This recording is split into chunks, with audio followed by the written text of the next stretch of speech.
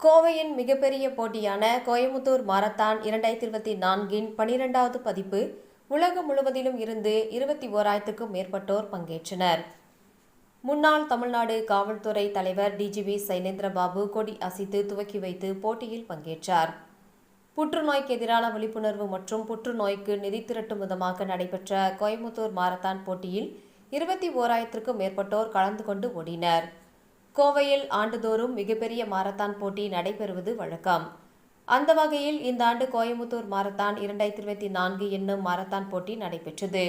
புற்றுநோய்க்கு எதிரான விழிப்புணர்வு மற்றும் புற்றுநோயாளிகளுக்கு நிதி திரட்டும் விதமாக நடைபெற்ற இந்த மாரத்தான் போட்டியை மாவட்ட ஆட்சியர் கிராந்திகுமார், முன்னாள் டிஜிபி சைலேந்திரபாபு, மாநகர காவல் ஆணையர் பாலகிருஷ்ணன் ஆகியோர் கொடி அசைத்து துவக்கி வைத்து போட்டியில் பங்கேற்று ஓடினர். கோவை வ.உ.சி. மைதானம் அருகே துவங்கிய இதில் 21 கிலோமீட்டர்,